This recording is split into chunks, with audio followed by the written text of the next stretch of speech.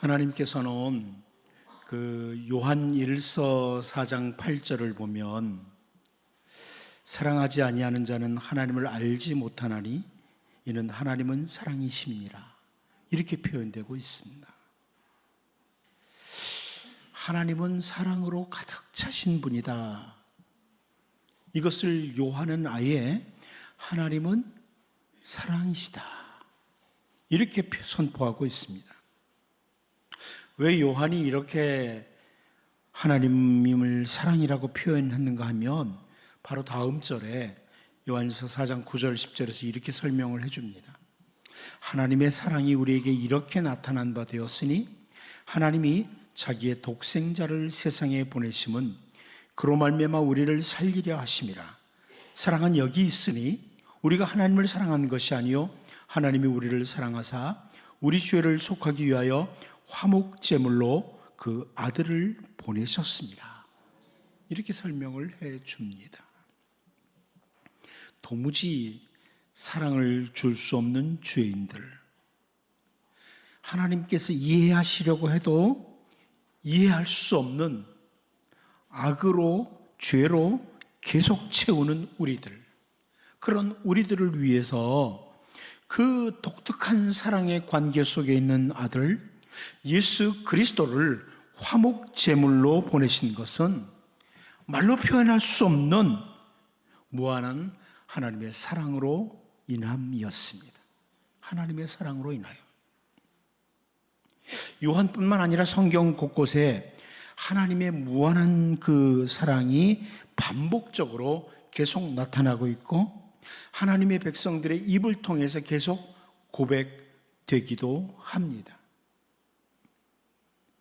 우리가 잘 알고 있는 그 히브리어 가운데 헤세드라는 단어, 우리 성경에 주로 인자라고 번역된 이 헤세드라는 단어는 그 단어의 의미만 알아도 하나님의 사랑을 깊이 느낄 수 있는 그런 단어이기도 합니다.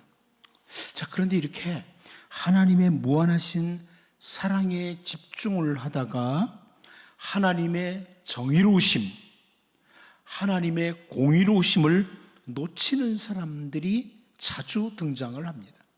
하나님의 사랑이야 이러면서 하나님의 공의로우심을 포기하는 이런 사람들이 종종 등장합니다.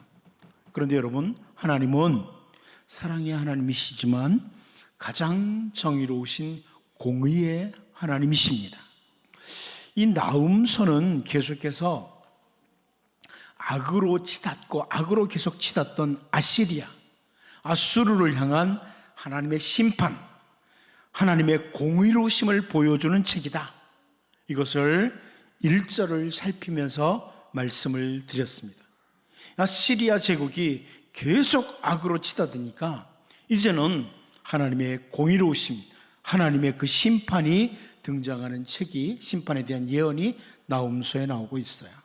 이제 오늘 본문을 통해서 선지자 나훔은 악인을 향하여 하나님은 어떤 하나님으로 일하시는지 이렇게 설명을 해주는 것을 보면서 우리를 돌아보고, 옛날에 시리아 사람들이 그랬어 이게 아니라 우리를 돌아보고 하나님의 은혜 아래 거하는 이런 복 있는 주의 백성들이 될 수 있기를 바랍니다. 첫 번째로 볼 것은 십계명에 언급한 대로 임하시는 하나님이다. 십계명에 언급하신 대로 임하시는 하나님임을 오늘 본문에서 볼 수 있습니다. 우리 본문 2절을 다시 한번 같이 읽어볼까요? 같이 보겠습니다. 시작. 여호와는 질투하시며 보복하시는 하나님이시니라. 여호와는 보복하시며 진노하시되 자기를 거스르는 자에게 여호와는 보복하시며 자기를 대적하는 자에게 진노를 품으시며. 자, 먼저 하나님 질투하시는 하나님이다. 이렇게 선지자 나훔이 먼저 언급을 합니다. 하나님은 질투하시는 하나님이시다. 우리는 질투 이 단어를 들으면 별로 좋은 느낌이 없습니다. 그렇죠? 질투하는 사람 좋으세요? 질투 별로 안 좋죠? 느낌이 그래요. 하나님이 질투하신다고? 별로 이렇게 안 좋게 생각할 수 있습니다. 사람들 사이에 일어나는 좋지 않은 질투를 쉽게 접하고 살기 때문에 그렇게 반응할 수 있습니다. 그런데 출애굽기 20장 5절을 보면 그것들에게 절하지 말며 그것들을 섬기지 말라. 나 네 하나님 여호와는 질투하는 하나님인즉 나를 미워하는 자의 죄를 갚되 아버지로부터 아들에게로 3, 4대까지 이르게 하거니와. 여러분 잘 아는 십계명의 말씀입니다. 우상을 만들지 말아라. 우상 섬기지 말아라. 이런 말씀을 하신 후에 그 우상 앞에 절을 하거나 섬기지 말라고 하시는 하나님은 나 내 하나님 여호와는 질투하는 하나님이시라. 이렇게 표현을 해주고 있습니다. 그래서 어느 신학자는 이렇게 표현했어. 하나님의 질투는 하나님의 사랑의 또 다른 표현이다. 이렇게 표현을 했습니다. 하나님께 마땅히 돌려야 될 영광, 하나님을 향해서 드려야 될 그 사랑을 다른 것들에게 행할 때 나타나는 하나님의 반응이 바로 질투라는 겁니다. 마땅히 하나님께만 경배해야 되는데 우상에게 경배할 때 하나님이 질투를 하신다. 이렇게 표현을 해주고 있습니다. 이스라엘 백성들이 시딤에 머물면서 모압 여자들과 음행을 하기 시작했습니다. 민수기 25장 2절 보면 그 여자들이 자기 신들에게 제사할 때에 이스라엘 백성을 청하며 백성이 먹고 그들의 신들에게 절함으로 이렇게 설명되고 있습니다. 바로 이 일로 인해서 이스라엘 백성들에게 연병이 시작됐고 죽은 자가 24,000명이나 됩니다. 그런데 제사장 아론의 손자 엘르아살의 아들 비느하스가 이스라엘 남자 중에 미디안 여인과 막사로 들어가는 것을 보고 손에 창을 들고 따라 들어가서 두 사람을 찔러 죽입니다. 그때 하나님이 하신 말씀이 민수기 25장 11절을 보면 제사장 아론의 손자 엘르아살의 아들 비느하스가 내 질투심으로 질투하여 이스라엘 자손 중에서 내 노를 돌이켜서 내 질투심으로 그들을 소멸하지 않게 하였도다. 자, 이렇게 설명을 해 줍니다. 하나님의 질투심으로 질투를 해서 죄를 범하는 자들을 죽였다. 비느하스가 이런 표현입니다. 여러분, 그 유명한 존 스토트 목사님도 하나님의 질투에 대해서 책을 썼습니다. 우리는 이 세상에 살아가면서 수많은 사람들이 마땅히 하나님을 섬겨야 하는데 온갖 우상들을 섬기는 것을 보면서 정상적인 그리스도인이라면 이 여호와의 질투, 하나님의 질투심으로 질투를 느껴야 된다는 거예요. 여러분, 세상 사람들이 우상 숭배하는 걸 보면서 질투심이 일어납니까? 하나님의 질투가 일어납니까? 마땅히 하나님께 돌려야 될 영광을 왜 저 사람들은 우상에게 돌릴까? 그러면서 우리 안에 이 거룩한 질투가 일어나야 된다. 이게 존 스토트 목사님이 하신 말씀입니다. 마땅히 하나님께 돌려야 될 영광을 하나님께 돌리고 하나님께 드려야 될 사랑을 하나님께 드리는 것, 이래야 되는데 아시리아 제국 사람들은 온갖 우상과 오늘 현대 그리스도인들이 그런 것처럼 재물에 모든 것들이 빠져 있고 온갖 악한 것에 빠져 있는 그 모습을 보면서 하나님은 질투하시는 하나님이시다. 십계명에 말씀하신 대로 질투하시는 하나님이시다. 이렇게 말씀하는 걸 보면서 우리를 돌아보고 마땅히 하나님께만 돌려야 될 영광과 사랑을 돌려드리는 우리 모두가 될 수 있기를 바랍니다. 두 번째는 종들의 피를 갚으시는 하나님이시다. 종들의 피를, 주님의 종들의 피를 갚으시는 하나님이라고 이렇게 표현됩니다. 본문 2절을 다시 한번 읽어봅니다. 보겠습니다. 시작. 여호와는 질투하시며 보복하시는 하나님이시니라. 여호와는 보복하시며 진노하시되 자기를 거스르는 자에게 여호와는 보복하시며 자기를 대적하는 자에게 진노를 품으시며. 자, 여기 하나님을 다시 보복하시는 하나님, 이렇게 묘사하고 있습니다. 보복하시는 하나님이라, 이게 반복되고 있습니다.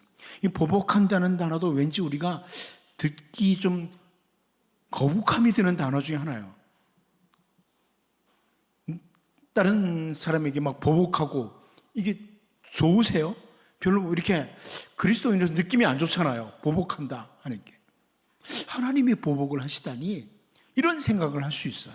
그런데 신명기 32장 43절을 보면 너희 민족들아 주의 백성과 즐거워하라.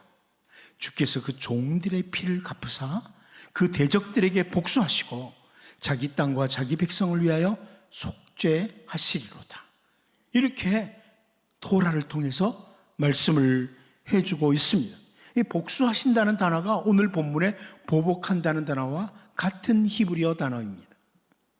하나님께서 보복을 하신다, 복수를 하신다는 것은 이렇게 신명기 여기를 보면 의미가 분명히 드러나죠. 하나님 누구에게 복수를 하시는지, 누구에게 보복하시는지 의미가 잘 나타나고 있어요. 주께서 그의 종들의 피를 갚으시기 위해서, 그 종들의 피를 갚으시기 위해서, 이런 의미입니다. 이 세상에는 우선 당장 하나님이 눈에 보이지 않고 하나님께서 하시는 일이 잘 보이지 않는다고 하면서 주님의 신실한 종들에게 악을 행하는 사람들이 있습니다. 뭐 하나님이 뭘 바라보겠어? 하나님 몰라. 내가 이렇게 해도. 이런 사람들이 많다는 거예요.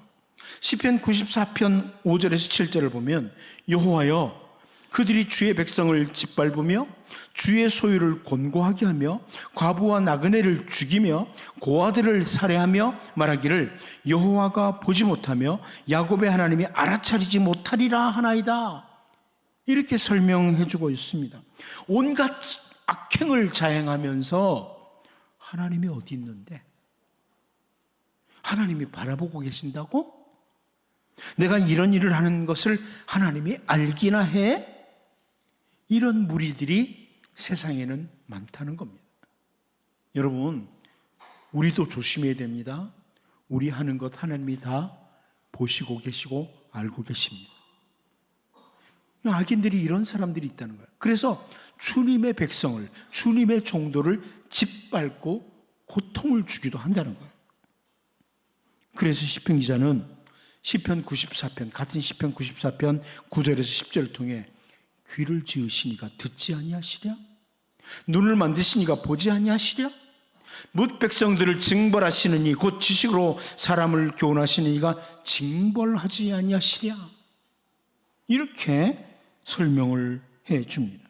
하나님은 징벌하시는 하나님이시다. 그런데요, 이 같은 시편 94편 1절을 보면 이렇게 말씀해요.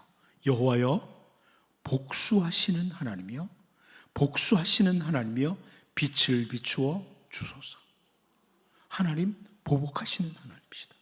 이렇게 간청으로 시작을 해요. 신실한 사람들에게, 주님의 백성들에게, 주님의 말씀을 따라 올곧게 걸어가고자 하는 사람들에게 악행을 하는 자들을 하나님은 보복하시는 분이시다. 주님의 종들의 피를 갚아주시는 하나님이시다. 이런 의미입니다. 잘 알다시피 아시리아 제국이 그래도 하나님의 백성들인 이스라엘 백성들에게 온갖 악행을 자행합니다. 근데 하나님 보복하시는 하나님이시다. 이 선지자 나훔을 통해서 표현되는 겁니다. 그러므로 여러분, 장차 주님의 백성들인 우리를 위해서 세상을 반드시 심판하실, 악인들을 징벌하시는 하나님 바라보면서 오늘도 내 모든 일거수일투족을, 내 말하는 모든 언행 하나하나를 바라보시고 듣고 계시는 하나님을 기억하고 우리에게 주어진 오늘 하루하루를 신실하게 살아가는 우리 모두가 될 수 있기를 바랍니다. 마지막 한 가지 더 봅니다. 대적에게 진노하시는 하나님이시다. 대적에게 진노하시는 하나님입니다. 우리 본문 2절 다시 한번 읽어봅니다. 보겠습니다. 시작. 여호와는 질투하시며 보복하시는 하나님이시니라. 여호와는 보복하시며 진노하시되 자기를 거스르는 자에게 여호와는 보복하시며 자기를 대적하는 자에게 진노를 품으시며.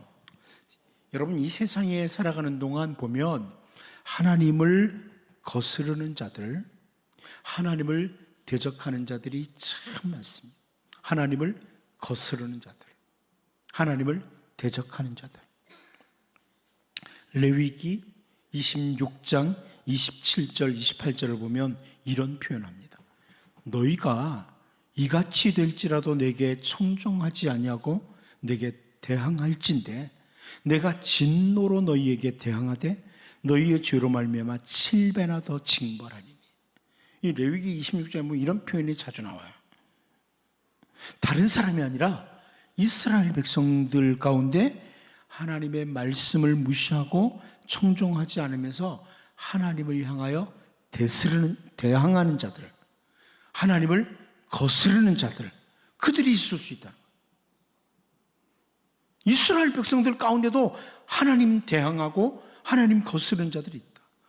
우리는 하나님의 선민인데요, 나는 하나님의 백성인데요, 그러는 사람들 가운데도 하나님을 대항하고 거스를 수 있다는 거예요. 하나님을.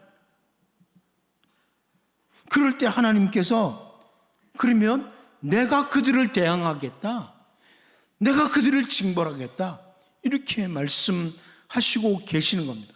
여러분, 하나님께 대항하면 여러분 손해입니다. 별로 감각이 없으세요? 하나님 대항하지 마세요. 하나님 대항하면 여러분 손해입니다. 하나님께는 오직 순종입니다. 순종이 사는 길입니다. 순종이 복된 길입니다. 하나님의 백성들은 하나님을 대항하는 자로 살면 안 돼요. 말씀을 거스르는 자가 되지 않도록 해야 돼요. 오히려 죄를 대항하는 자가 되어야 됩니다.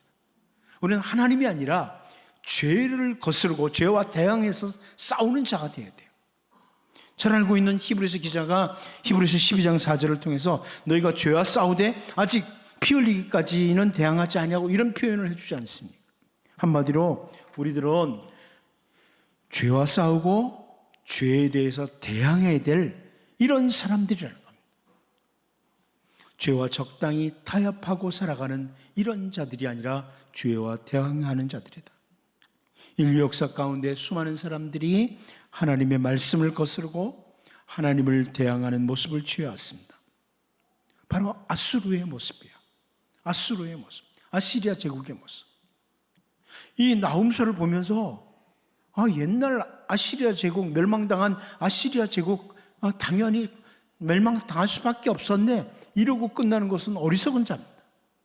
혹시 하나님을 대항했던 아시리아 제국 사람들의 모습이 내 안에 있지 않느냐, 내 삶 가운데 있지 않느냐, 이것을 돌아보고 나는 어떤 상황에서도 하나님을 거스르고 하나님을 대항하는 자가 아니라 언제나 나는 죄와 싸우고 죄에 대해서 대항하는 자로 삶으로 하나님께 늘 순종으로 아멘으로 나가는 자가 되어서 하나님의 은혜와 능력 안에서 주의 복을 누리며 살아가는 우리 모두가 될 수 있기를 바랍니다. 기도합니다.